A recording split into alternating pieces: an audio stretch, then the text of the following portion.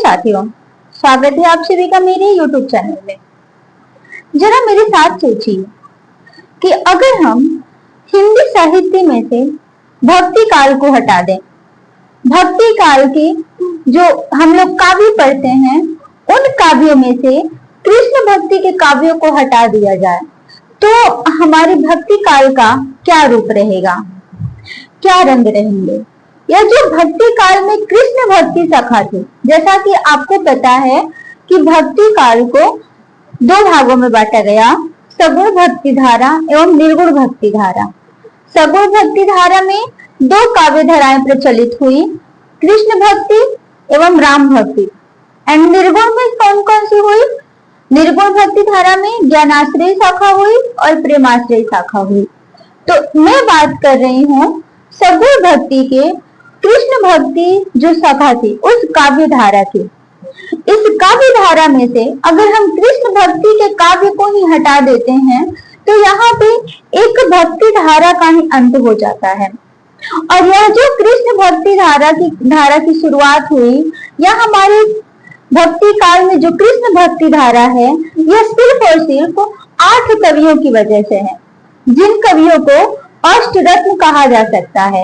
यह जो कवि थे यह भक्ति काल के अष्टरत्न थे, जिन्हें हम आज तक हिंदी साहित्य में अष्टछाप नाम से जानते हैं। अब ये अष्टछाप हमारे लिए कितना इम्पोर्टेंट है, हमारे लिए कितना महत्वपूर्ण है। तो आप अगर हिंदी साहित्य के विद्यार्थी हैं तो आपके लिए अष्टछाप उतना ही ज्यादा महत्वपूर्ण है जितना दाल में नमक का होना या चाय में चीनी का होना, उतना ही ज्यादा महत्वपूर्ण है आपके लिए आज की वीडियो का टॉपिक। और अगर आप हिंदी साहित्य नहीं, आप जनरल हिंदी पढ़ रहे हैं कॉम्पिटिटिव एग्जाम्स के लिए, तो भी यह अष्टछाप आपके लिए बहुत ही ज्यादा महत्वपूर्ण है। मैं आपको इस अष्टछाप को समझाने के लिए बहुत ज्यादा समय नहीं लूंगी, मात्र 2 मिनट में मैं आपको इस तरह समझा दूंगी कि अगर आपके परीक्षाओं में अष्टछाप के क्वेश्चन आ रहे हैं तो आपके एक भी प्रश्न छूटेंगे नहीं, आप उसका सही उत्तर देके आएंगे। और अगर आप हिंदी साहित्य के विद्यार्थी हैं और आप आज की वीडियो में अष्टछाप को समझ लेंगे तो चाहे ये प्रश्न लघु उत्तरीय में आए या दीर्घ उत्तरीय में आए, चाहे यह स्नातक की परीक्षा में आए, चाहे यह स्नातकोत्तर की परीक्षा में आए, आप इसका उत्तर सही सटीक वो दे पाएंगे जो एग्जामिनर आपसे चाहता है। तो वीडियो पूरा देखें, अंत तक देखें, यह आपके लिए बहुत ज्यादा उपयोगी होने वाला है। इस वीडियो में अष्टछाप को समझाने का जो तरीका है वो मैंने शॉर्ट रखा है, लेकिन यह वीडियो गागर में सागर भरने का काम करेगा, मेरी गारंटी है आप लोगों के लिए। तो प्रश्न से मैं शुरू करूंगी, अष्टछाप क्या है?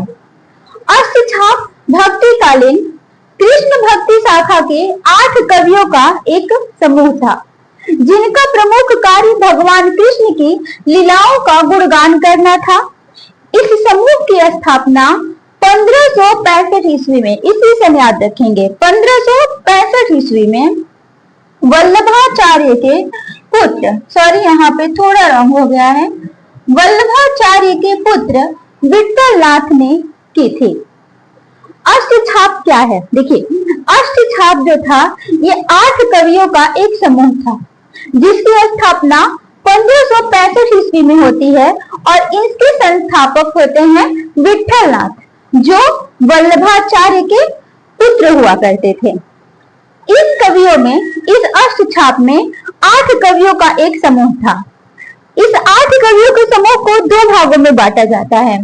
जो ऊपर के 4 कवि हैं, जो मैंने लिखा, ऊपर के जो 4 कवि हैं ये वल्लभाचार्य के शिष्य थे और नीचे के जो 4 कवि हैं ये विट्ठलनाथ के शिष्य थे। और इन चारों की वजह से ही हमारी जो हिंदी साहित्य है इसमें हम कृष्ण भक्ति धारा पढ़ते हैं। तो अष्टछाप के कवियों में आते हैं सूरदास, कुंभन दास, परमानंद दास, कृष्णदास दास। और ये किसके शिष्य थे?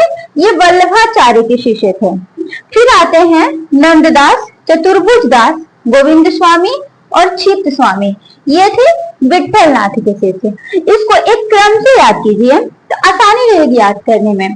सूरदास, कुंभन दास, परमानंद दास, कृष्णदास, नंददास, चतुर्भुज दास क्षित स्वामी और गोविंद स्वामी। ऊपर के 4 वल्लभाचार्य के शिष्य थे और जो नीचे के 4 हैं यह विठलनाथ के शिष्य थे।